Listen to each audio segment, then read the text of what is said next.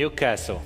Yeah, quite a journey for Newcastle fans. They are already facing some former champions, aren't they? And Champions League nights are back, and Newcastle United have landed one of the biggest tests in European football as their first fixture, none other than FC Barcelona.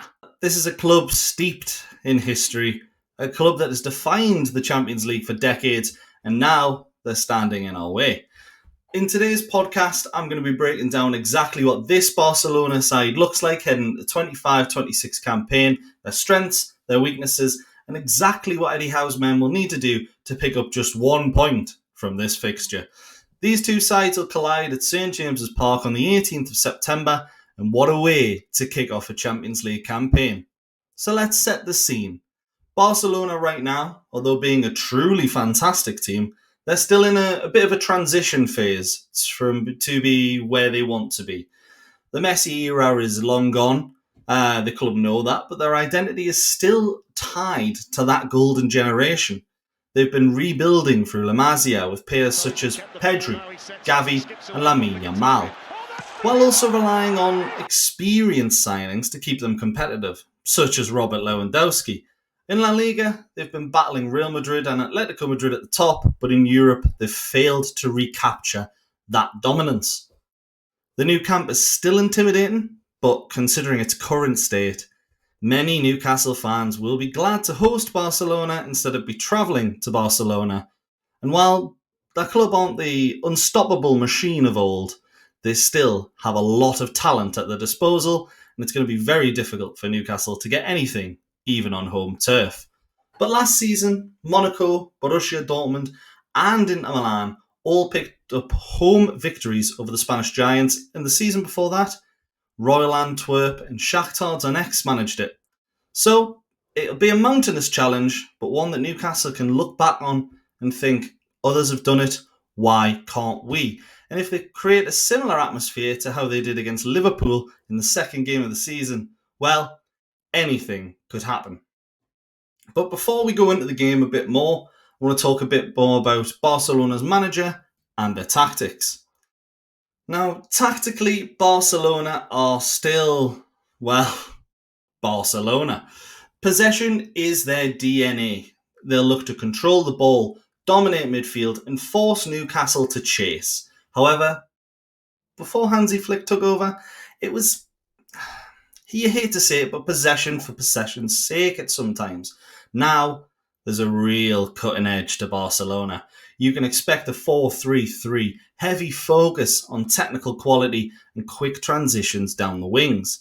The big question is whether their defensive structure can cope with the high-intensity pressing of sides like Newcastle United. Bigger and better teams have tried to do it and failed, but Newcastle are tried and tested against doing that against big teams. Barcelona will smother Newcastle with possession, but when they lose the ball, they are vulnerable. They conceded 66 goals in 56 games last season, including 13 in the Champions League phase. Scoring against Barcelona, it's not the hard part. Keeping them out is. They scored 28 goals in the league phase last season, 8 more than any other club, and more than double of eventual winners Paris Saint-Germain.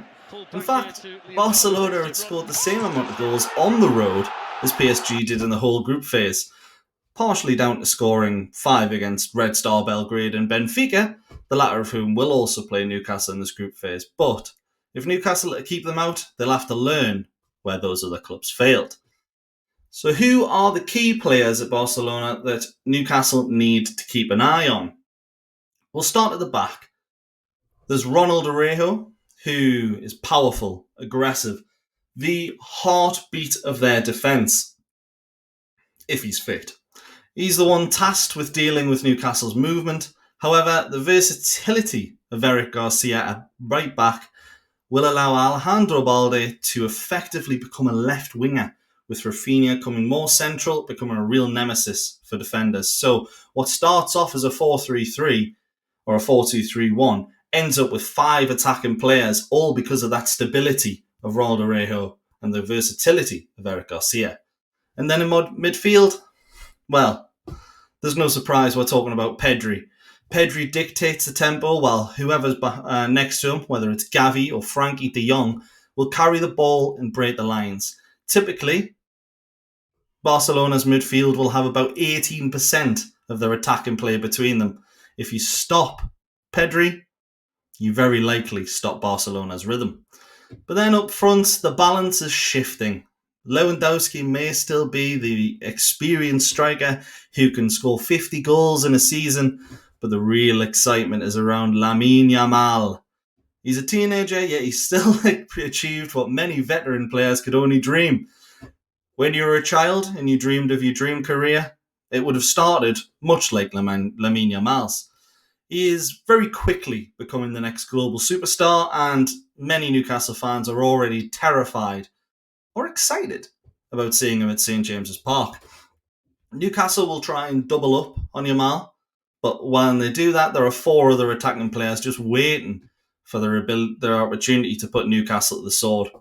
Barcelona's pace, skill, and fearlessness in attack will be an absolute nightmare for any team, Newcastle United included. In regards to the tactical mashup between the two teams, it's going to be a fascinating tactical battle. And I think it'll be one of the most interesting battles in the Champions League. Barcelona are going to want to slow the game down, keep possession, and draw Newcastle into chase and shadows. But we've seen already Newcastle United thrive on chaos. And arguably, when the chips are against them, they perform even better. Eddie Howe's pressing system, the intensity of that midfield, the physical edge in duels, all of that is designed to unsettle possession-based sides. And no side fits possession-based better than Barcelona. So the midfield battle is going to be absolutely fascinating. Bruno Guimaraes and Joe Linton will be snapping into tackles, trying to disrupt that possession-based play, while Pedri and de Jong will very likely look to do what they've done to every midfield they've almost ever come up against and make them look silly. They'll pass around them, and then you'll have the central midfield partnership turning around and going, well, hang on, where's the ball gone? But if anyone can stop that transition and that attacking play, it's Sandro Tonali. He'll make the most of any loose balls due to Newcastle's press, and then he'll be able to knock the ball out wide, where the biggest battles are going to come during the game. Can Newcastle's fullbacks contain the flair of Barcelona's wingers while still supporting the Newcastle attack? Lewis Hall and Tino Livramento are 2 in the best.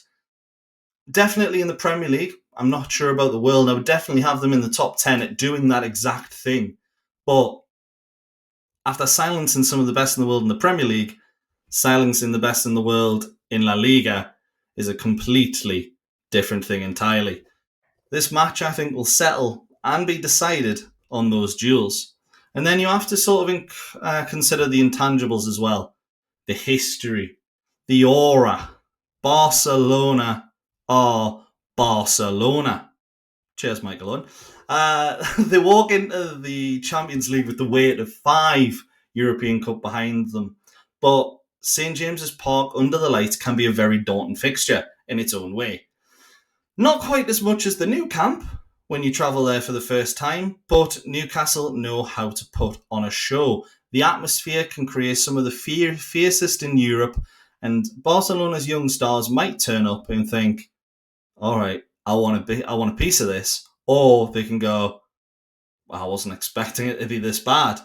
The intimidation factor could flip the script, but the team will also need to match that intensity if they're going to get anything from arguably Spain's greatest team.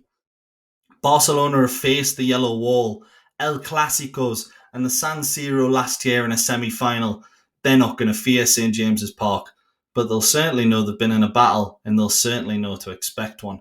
So, what's the verdict? Barcelona are still a top-tier European side. Technically brilliant, dangerous going forward, and with a midfield that can run the show if you give them 5 seconds. They're not invincible, though. This isn't peak Messi, Iniesta, Xavi, Neymar, Suarez. But if Newcastle bring the intensity, play with courage, and lean on the crowd, there's no reason why Newcastle can't get something on the opening day of the Champions League campaign. Should we expect it? Absolutely not.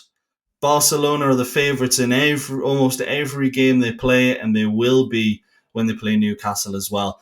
Newcastle can dare to dream. This is going to be a massive clash of styles, a clash of cultures, and honestly, one of the most exciting fixtures in the league phase for both teams. But what do you think? Can Newcastle shock Barcelona, or will the Catalans just be simply too strong? Let me know your predictions down in the comments. If you're buzzing for Champions League nights at St James's once again, hit that like button. And don't forget to subscribe to the channel for more previews, match breakdowns every single day. There is a reason we're called the Daily Newcastle. But the Champions League is back. Newcastle are here to make a statement. And quite frankly, I can't wait.